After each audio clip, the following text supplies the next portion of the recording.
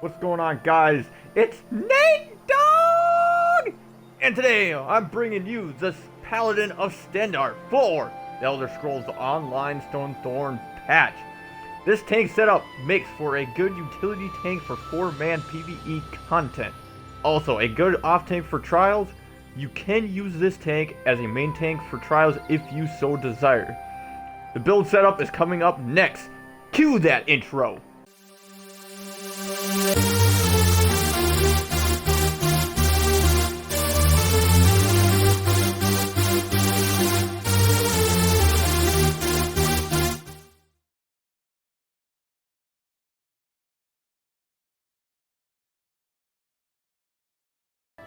Before we get into the build, if you guys would please take a moment of your time, hit that subscribe button, smash that notification bell so that way you guys can stay up to date with this build or any other of my content I drop on my channel.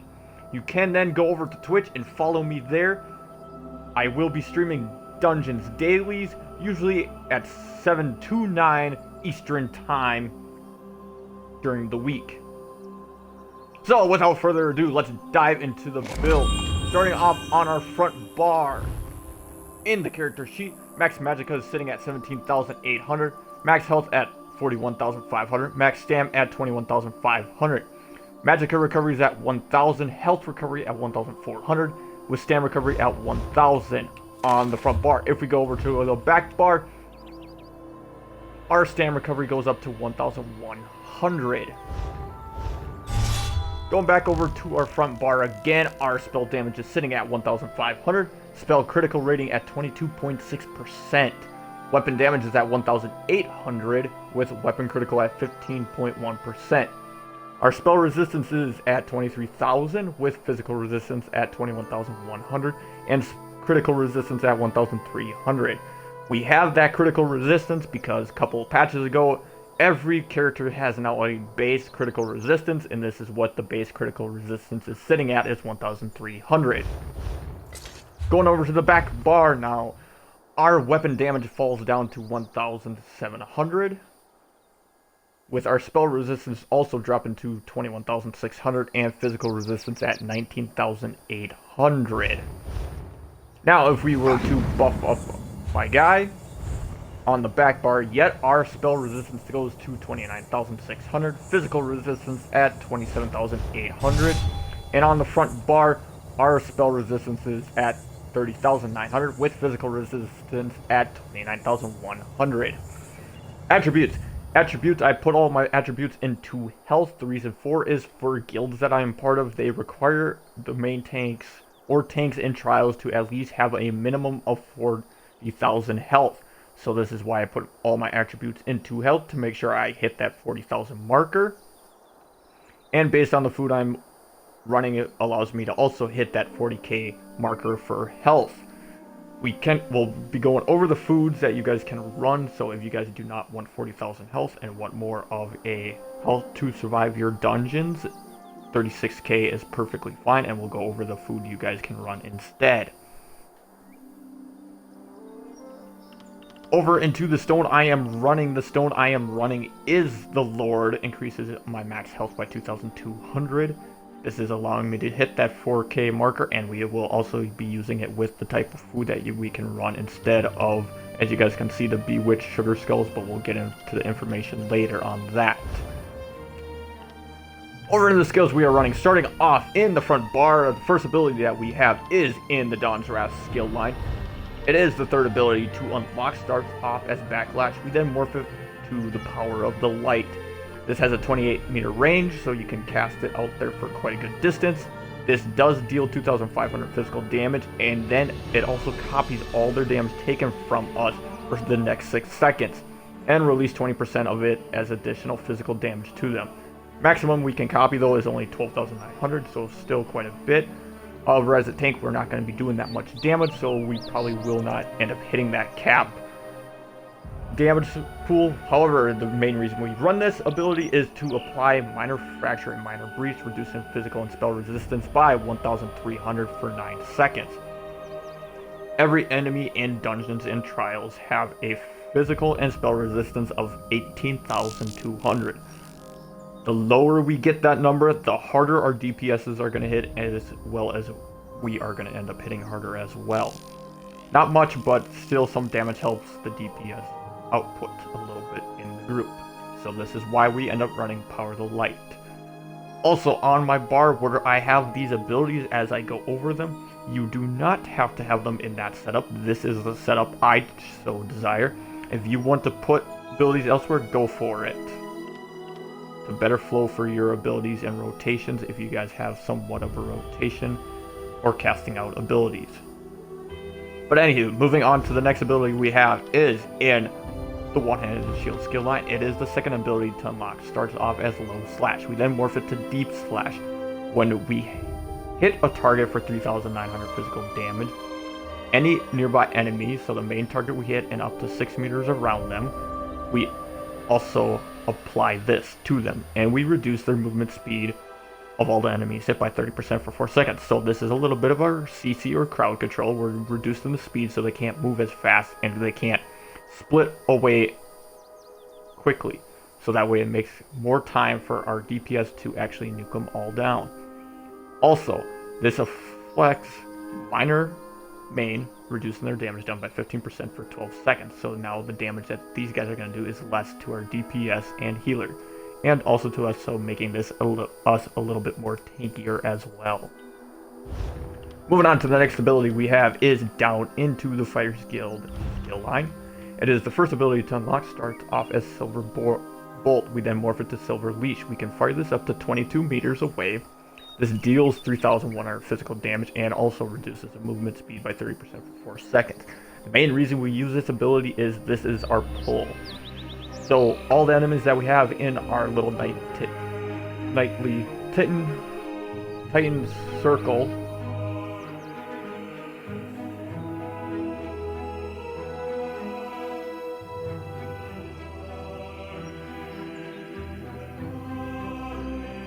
Silver Bolt, morph it then to Silver Leash. This we can fire up to 22 meters away, and we end up pulling enemies to us, dealing 3,100 physical damage and reducing movement speed by 30% for 4 seconds. So this is the ability that we use when we have our circle made of all the mobs that we have. These are all those casters and range guys that are out there on the outer circle of our area. We end up pulling them in so that way we can group everybody more nicely. And we also now reduce the movement speed by 30%. Every target we also pull in. So, moving on to the next ability we have is still in the Fighter's Guild skill line. It is the second ability to unlock. Starts off as Circle of Protection. We then morph it to Turn Evil. This has a 5-meter radius around us and lasts for 20 seconds. That ends up giving us minor protection and minor endurance. So, reduces the damage we take by 8% and increases our stam recovery by 10%. So, now we have Deep Slash, so that reduces enemies' damage done to us by 15%, and now we're standing in our circle of minor protection to reduce the damage we take by an additional 8%, and we'll get stam back. Also, any DPS that are in this circle, so that would be our stam-based DPS that are nice and close to us, will actually now get a buff of stam recovery while standing in the circle as well, so this helps them out too. Big kicker here we use this for is now, upon activation, enemies are feared for 5 seconds. So we cast this down, enemies are feared for 5 seconds. This is our major crowd control, or CC. Templars do not have a class ability that is a crowd control or a CC ability, so this is why I end up using Turn Evil here. So, moving on to the next ability we have is in the One-Handed and Shield skill line. It is the first ability to unlock. Starts off as Puncture. We then morph it to Pierce Armor. This will pierce the enemy's armor, dealing 2,600 physical damage and them taunting to attack us for 15 seconds. So this is our main taunt ability that we use. This is to make sure that the enemies are focused on us and not our DPS or healer, so that way we get the major blow. The main reason we also want to use this is because this applies Major Fracture and Major Breach, reducing target's physical and spell resistance by 5,200. This can stack with Power of the Light, so on a boss fight, if we pierce armor, then use Power of the Light, we are reducing the boss's physical and spell resistance by 6,600 physical and spell resistance for the 12-second duration, or the 9-second duration of Power of the Light. This is huge. They're now down to 11,600 physical and spell resistance. DPS are going to hit a lot harder. We're going to hit a lot harder. Great. For the ultimate on this bar, I end up using the one in the Restorations Light, or Restoring Light skill line. It starts off as Rite of Passage. We then morph it to Remembrance. This has a 20-meter radius. This can heal allies for 5,700 health every 1 second for 4 seconds, with a low cost of 100 ultimate. We also gain Major Protection, reducing damage take by 30% for 10 seconds. And it says we cannot move while channeling this, and we gain immunity to all disabling effects. This is quite nice for us, that we get that reduce the damage we take. We also gain immunity to disabling effects. It says you cannot move, but you can actually roll dodge, and when you roll dodge, then you quit healing as well. And yes, if you just now realize ultimate's at 100, I got things set up that our cost is actually a lot lower than what it originally is. If you don't want to use Remembrance and want to use something else, there are a couple other options. We have Nova, that is morphed to Solar Disturbance, which is sitting in the Dawn's Wrath skill line.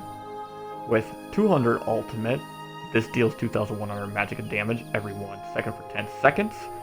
And the enemies in the area, it applies Major Main, reducing enemy damage done by 30%. So if we hit the enemies with Deep Slash to give them Minor Main, it will stack with Major Main and reduce up to 45% additional damage. Also, if the enemies end up leaving the area, that Major Main persists on the enemy who leave the Nova for 6 seconds.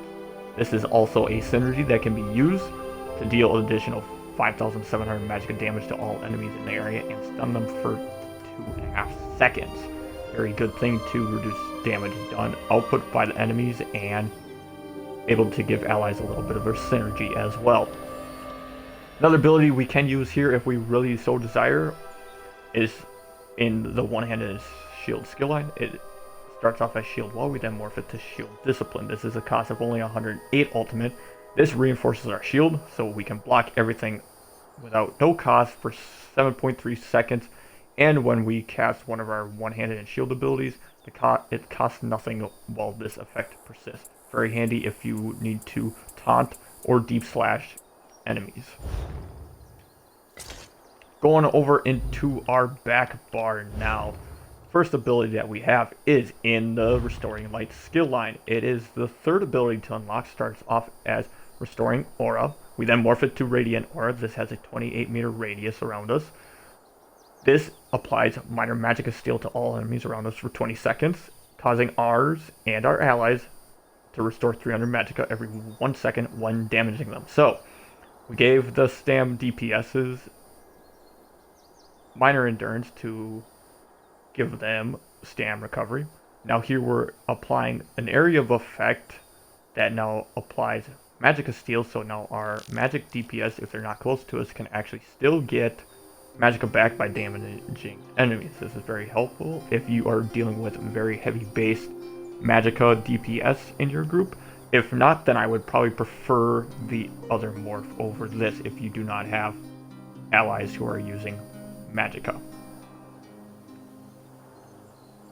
Also, while we have this slotted, we gain minor fortitude, minor endurance, and minor intellect. So this increases our health, stam, and magicka recovery by 10%. Yes, we get on our turn evil ability, we do get minor endurance, so we will not benefit from this stam recovery on this bar, since we already have it, if we have turn evil out. If we do not have turn evil out, then when we're on this bar, yes, this does apply.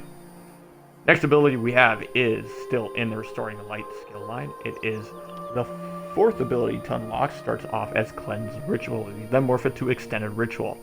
This has a 12-meter radius and lasts for 24 seconds. This can cleanse up to 5 harmful effects from us, so like poisons and diseases. This also can heal us and nearby allies for 1,500 health every 2 seconds for 24 seconds. The nice thing about this is allies can actually, in this area, can activate a Purifying Synergy, which cleanses them from harmful effects, and then also heals them for 3,900 health. This helps out a lot when you are dealing with a lot of poison abilities or poison dungeons. This is a very nice thing to have in the group if your healer does not have a cleanse already. Next ability that we have is still in the Restoring Light skill line. Starts off as first ability, starts off as a Rush Ceremony. We then morph it to Honor the Dead. This is a 28-meter radius cone. So what a cone means is we're starting from us being the main person using it in a cone shape going out 28 meters. This ain't an area of effects, it's a cone shape from where we stand. This will heal ourselves or a wounded ally in front of us for 6,500 health. And anyone we heal that is below 75% of their health, we restore 60% of the ability's cost over 6 seconds as Magicka. So the 4,200 Magicka hefty cost, we get back 60% of that ability's cost. This help. The main reason we run this ability is this is our oh snap, we're gonna die heal if we do not have our remembrance ability on this bar ultimate ready. So next ability we have is still in the Restoring Light skill line. It is the 5th ability to unlock. Starts off as Rune Focus. We then morph it to Restoring Focus. This has a 20-second duration, which grants us Major Resolve, increasing our physical and spell resistance by 5,200, and we also recover 240 stam every 1 second. Now, at the bottom here, it says standing within the rune increases your physical resistance and spell resistance granted by 50%. This is a little misleading. The reason why this is a little bit misleading is we're going to look at our character sheet. On our back bar, we have 21,600 spell resistance, and physical resistance is 19,800. If we actually cast this and actually stand out of it, we actually get Major Resolve. If you do the math, you get Major Resolve. You have the ability to cast down and you get Major Resolve without being in it. But now, if we cast the ability and actually stand in it, you actually get an additional 8% more from it. Not 50%, you get 8% more from actually standing within your own rune. So this is going to help us be more tankier and survive better if we actually are standing within this. Yes, you still can cast and get Major Resolve and run around and stuff and be perfectly fine by getting it, but you're going to get more out of it if you're standing in it.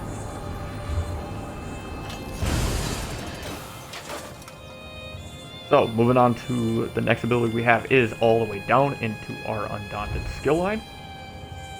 It is the 3rd ability to unlock. Starts off as Inner Fire. We then morph it to Inner Rage. This has a 28-meter range. This can deal up to 2,200 magic damage and taunt enemies to attack us for 15 seconds. So, a very good dungeon that we end up using this most likely is in the Imperial City Prison when you are fighting the Lord Warden, the final boss in that one. There is a phase where he has 4 shades out. Instead of running around the room using our Pierce armor up here to poke him, we're going to run out of stam. We're not going to have enough stam by the time we get to the 4th one and poke him, and by the time that happens, you're going to have to run to the very first one that you poke. So the nice thing about Inner Rage is it's a range ability, and we can taunt them yet. So you can stand by one of the shades, taunt all 4 shades, and they're on you. And you don't have to run around, waste your stam, waste your time and energy of doing that. You can get them all by standing close to one shade. Also, any ranged allies that, when you use this, can taunt them.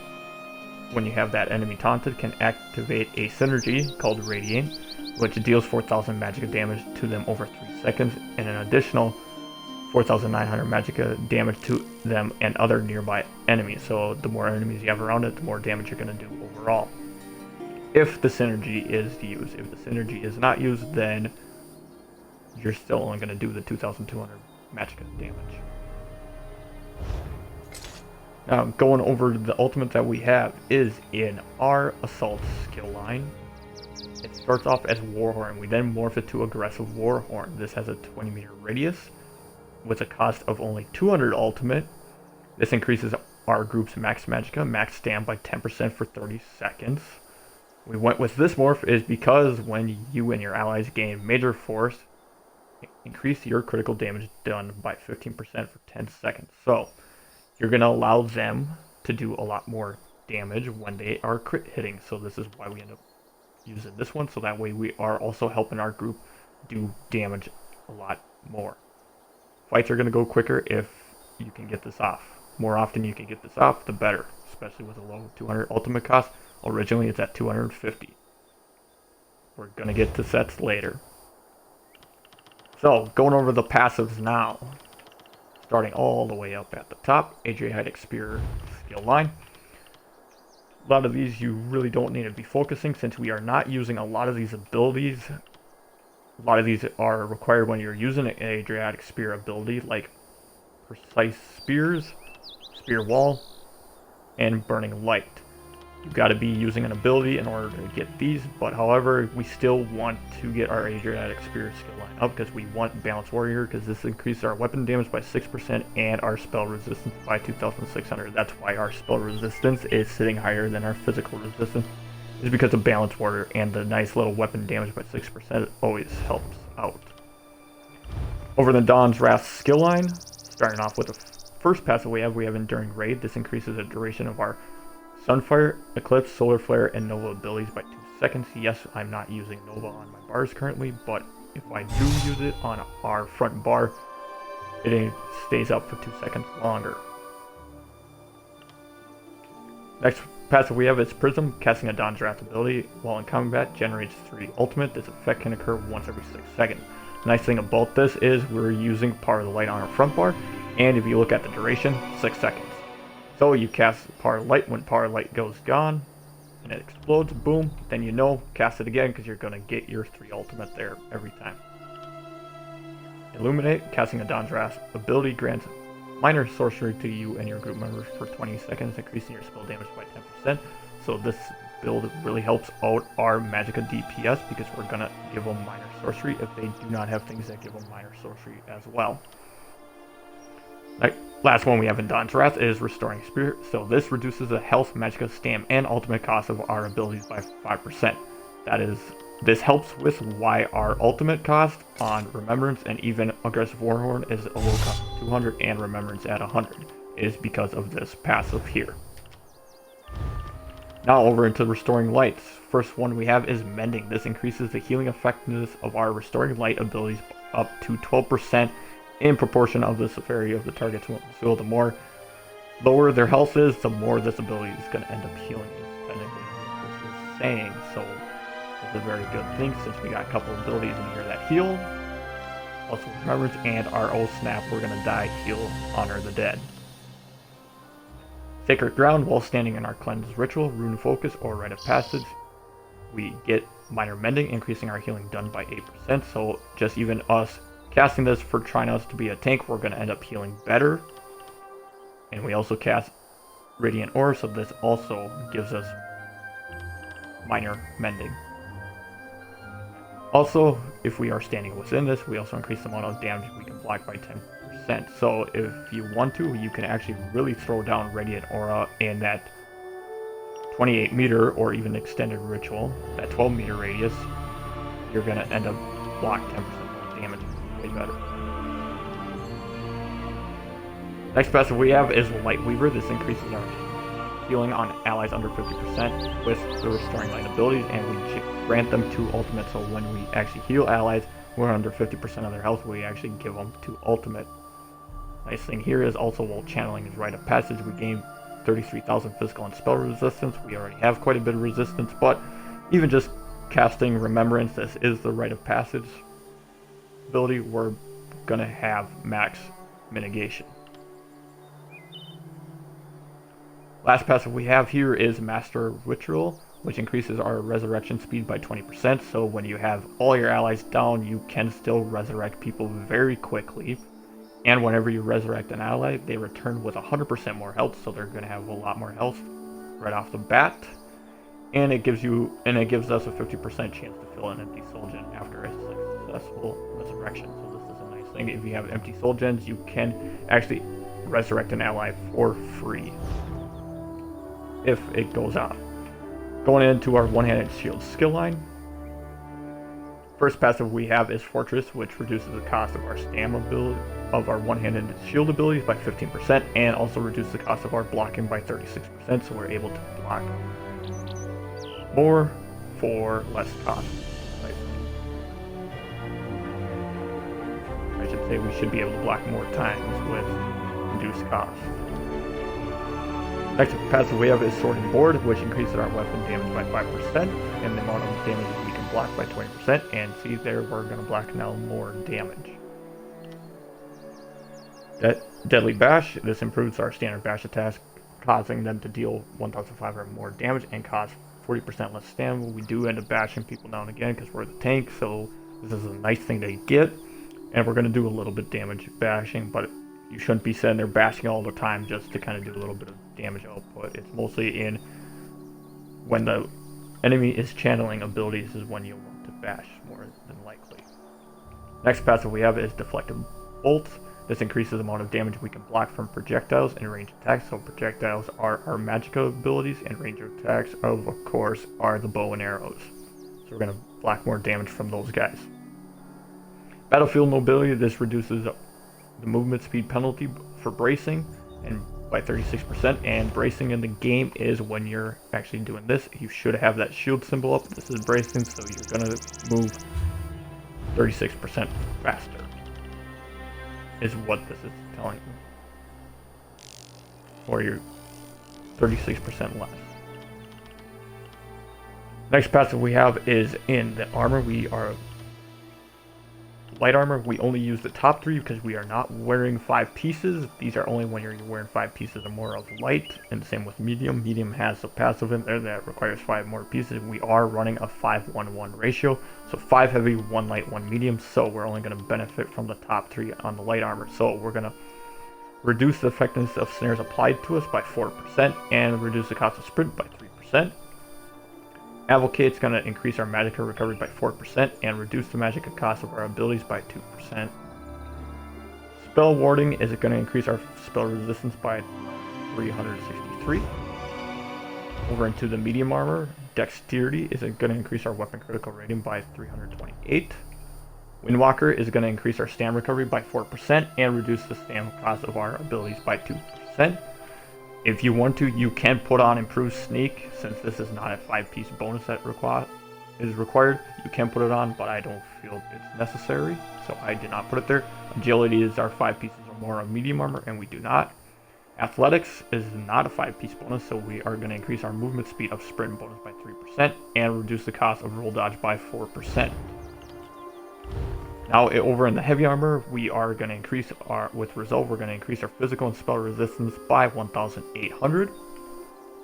Constitution is going to increase our health recovery by 20%, and we restore 108 magicka or 541 magicka and stam when we take damage for each piece of heavy armor equipped. Juggernaut is going to increase our max health by 10%. Retelevised is going to increase our magicka and stam of our heavy attacks restored by 25%. Since we only got basically sword and board, that's only actually going to increase our stam recovery by 25%. If we were wielding a staff, then we would get magicka back for the heavy attack of a magicka staff. But we do not, so we're only getting stam there. Rapid Mending, this increases our healing received by 8%.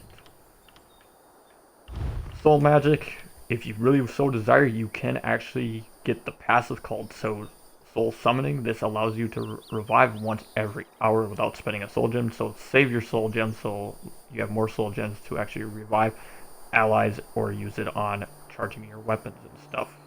Highly recommend getting this one. Saves a ton, and if you get over amount, you can actually sell soul gems and get quite a bit of money for it. Fire Guild passive, we have some in here, so we are going to use some. I end up getting Intimidating Presence because this reduces the stamp cost of our Fire Guild ability since we are using Turning Evil as our CC. Also on top of it, it allows us to intimidate NPCs in conversation. So for questing purposes, this helps us get through quests a little bit easier and skip some stuff. We are going to add a Slayer to it to increase our weapon damage by 6% since we got 2 of them on this bar. We have another bar. On the front bar we have 6. For Banished of the Wicked, this is just off the mere chance we end up getting a kill. We will generate 9 ultimate whenever we killed an undead Daedra or a werewolf, and vampires are considered undead, so there are a lot of undead Daedra and werewolf in the game, so we might get that 9 ultimate there. For Skilled Tracker, our Fighter Guild abilities deal an additional 20% more damage to Undead, Daedra, and Werewolf. This is just kind of flavor thing because our Silver Leash will actually end up doing some damage, so we could actually do a little bit more damage when we're pulling targets in. That's why I have Skilled Tracker. Mage's Guild, the only passive I have here is Persuasive Will, and that's just allowing me to persuade NPCs in conversation for questing purposes. Over in the Undaunted, we have very important passives here. We have Undaunted Command, activating an ally synergy, restores 4% of max health, stam, and magicka, so we will get 1,900 health back, 800 stam back, and 700 magicka back whenever we use an ally synergy. Very good for keeping up our resources. Undaunted Metal here, this will increase our max health, stam, and magicka by 6% for each type of armor worn. Since we at least have one heavy, one medium, one light, that is why I get the 6% bonus there.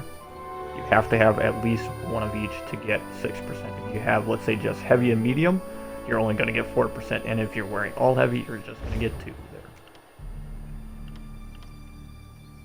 For racials, I am an Imperial. If you so desire, you can actually tank on any race. But for the way I have my character set up in the ulti cost, this is going to be important why we have the Imperial later in this passive talk here. We also, for flavor wise, we get increased gold gain by 1%, and skill line of our one-handed shield skills go up 50% faster. We get toughness, which increases our max health by 2,000. Imperial metal increases our max stam by 2,000. And red diamond. This reduces the cost of all of our abilities by 3%, so that's included the ultimate. That's why ultimate is also a little bit lower, because now we have red diamond along with ability and Dawn's Wrath to reduce the cost of our ultimate there as well. Nice thing also about red diamond is whenever we deal direct damage, we heal ourselves for 382 and restore magic and stam by 333 every 5 seconds. So if you at least damage an enemy every 5 seconds, you're gonna get a little bit of resources back. If you really want to know what other good races are for tanks, you've got Argonians, there's Nords, there's Orcs.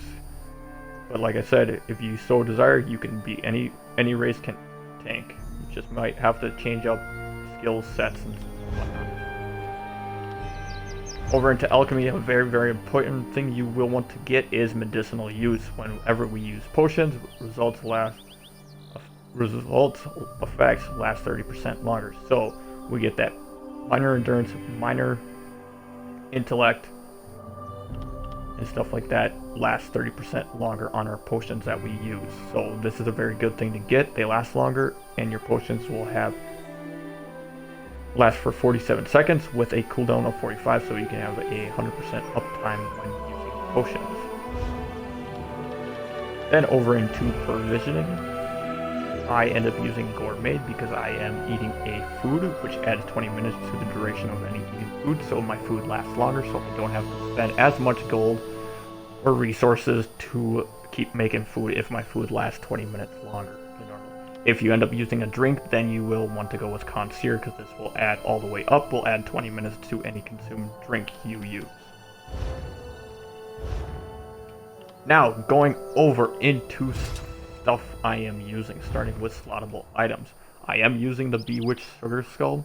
This helps me increase my max health by 4,600 and max stam and magicka by 4,200. And this is why my recovery is sitting at roughly 1,200 or 1,300 depending on what bar I am, is because of the Bewitched Sugar Skulls. Like I said earlier, if you do not want your health to be sitting at 41,000 because you don't need it for trials, because you're not going to tank in the trials, that you're just going to do regular PVE content, 4-man dungeons, and you want it at 36,000 health, then the food I would recommend would be then Mud Ball, basically, is what I would say, because this is just going to increase your max magicka and max stam by almost 5,000 for 2 hours. Because that will get your pools bigger, that way you got more resources to use. Because then you'll be perfectly fine with your health sitting at 36,000. So the choices there are yours, what you want to use. For potion-wise, I end up going with the Crown Trial Restoration Pots. This restores 9,600 health with 7,500 magicka and stam, and this grants us major fortitude, major intellect, and major endurance, which increases our health recovery, magicka recovery, and stam recovery by 20% for 47.3 seconds, and with the medicinal use, that's why it's up at 47%, or for 47 seconds, with a cooldown of 45 seconds. This is basically a tripod or essence pot, basically is what this is. Starting off with the weapons, on our front bar, I am using the Mace of the Dragon. This has the Crusher's enchantment, so this is going to reduce target's physical and spell resistance by 811 for 5 seconds. So when this procs with our Pierce Armor and the Power of the Light, if this procs with it, we're going to reduce target's physical and spell damage even more with this.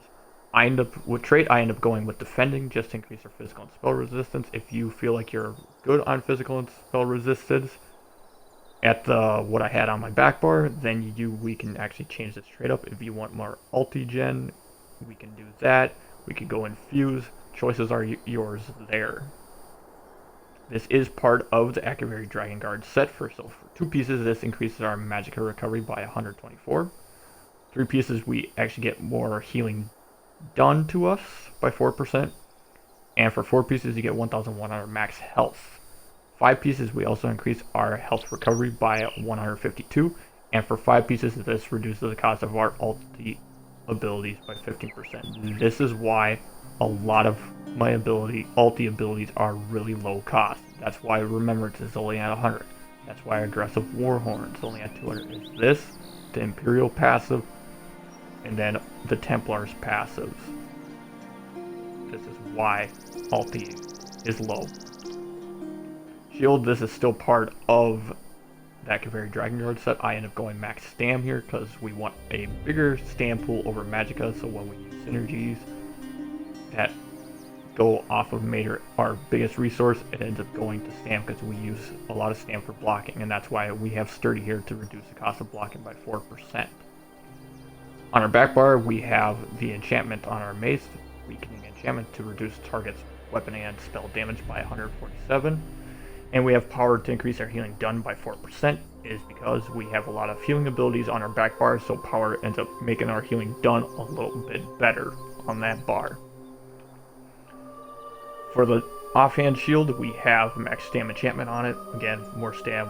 I like to have stam on both bars because if we end up doing something else, then our stam pool is going to jump and it's a little goofy. I like things kind of balanced going across the board, so I know I'm not dipping in spots that I don't want to be dipped or fall below certain spots. We end up going Reinforced because we did not do Defending on this bar, so we go Reinforced. That way we keep our physical and spell resistance up a little higher. Over to our head, we are using the Monster Helm, the Engine Guardian. I end up going max stam enchantment again for higher resources with the infused trait to have a lot more stam on this trait. For the Engine Guardian set, we end up getting 124 health recovery, and for 2 pieces when we use an ability, we have a 25% chance to summon a Dwemer Automata to restore 531 stam or magicka or 2,100 health to us every half second for 6 seconds, and this can only occur once every 10 seconds. This is to keep resources up. If you don't like having the chance of only 25%, you can use the Sentinel of Rudima, which whenever you heal, it sends out a Dwemer with a 5-meter radius that will end up giving you resources back. However, that's based off whenever you heal. So with using our abilities like Remembrance or our healing area of effect, we could end up healing an ally, so we might not get resources back. This is why I end up going with Engine Guardian over it. But if you so desire, want to go with that one because Engine Guardian is hard to get, you can go with that one if you so desire. Over into the chest, we are wearing the Ancient Dragon Guard. This gives us a maximum magicka enchantment on it. We went in Reinforced trait on this.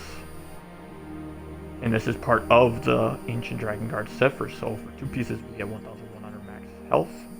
3 pieces we get 124 weapon and spell damage. For 4 pieces we get 804 weapon and spell critical. And for 5 pieces we add 289 weapon and spell damage while our health is above 50%.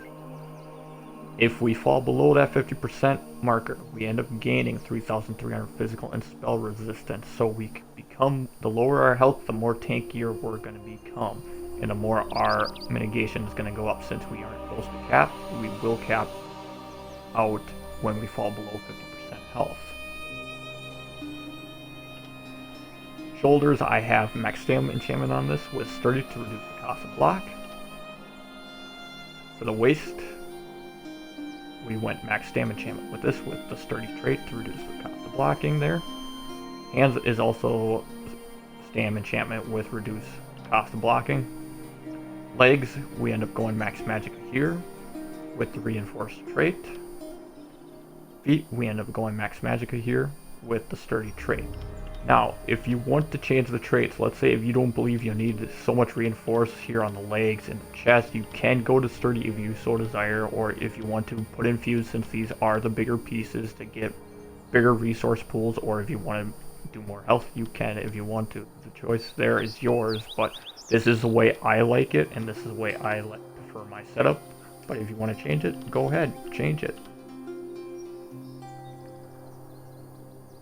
So over into the necklace, we have Magica Recovery here with healthy trait on it. For the ring here, we have a Stam Recovery with healthy trait, and also our other ring is Stam Recovery with healthy trait. Over into the champion's skill line. Starting off in the tower, we have 56 points into Warlord, 9 into Sprinter, 21 into Bash Focus. In the Lover Tree, we have 43 points into Tenacity. In the Shadow, we have 60 points into Tumbling, and 68 points into Shadow War. Starting off in the Blue Tree with the Apprentice, now we have 100 points into Blessed, increase our healing done. Elfborn, this is going to increase our critical damage and critical heal with magic abilities, since our O Snap Heal is a magic base. This will help if this can crit. We got 2 points into Spell Erosion. Over into the Astronaut, we have 39 points into Physical Weapon Experts, and 68 points into Master at Arms. And the Ritual, we have no points here, since we do not benefit from those. Starting in the Red Tree with the Steed, we have 59 points into Ironclad. This is going to reduce the damage we take against direct damage attacks. Over in the Lady, we have 56 points into Thick Skin. This is going to reduce the damage taken from damage over time effects. Then we have 56 points in both Hardy and Elemental Defender. Hardy reduces damage taken by physical damage like poisons and disease. Elemental is reducing the damage taken from Flame, Frost Shock, and magic damage. So, if it's an area of effect ability that is Magica, you add these two together. You're going to reduce the damage by 20 for area over time, or damage over time effects that are Magica based. So from 20% and the 12%, you'll add those together. If it's physical, then it would be Hardy with Thick Skin. Now, if it's a direct attack, we actually do Ironclad here with if it's magic based, or if it's physical based. That's what stacks with what for resistance there. Over into the Lord though. Last tree, we have 18 into Bastion, which increases our damage shields, and 12% or 12 points into Heavy Armor Focus, increasing our physical resistance by 1,100. We actually want to change this Bastion into Quick Recovery to actually increase our healing received by better percentage, not Bastion, because we actually do not have any damage shields, so that is my fault. The Bastion should actually be into Quick Recovery.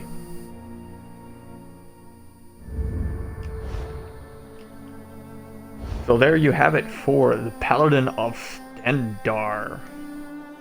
I will hopefully be getting an update to my Nightblade build with the Rogue here out shortly for you guys, but thank you guys for watching, and I will see you in the next one.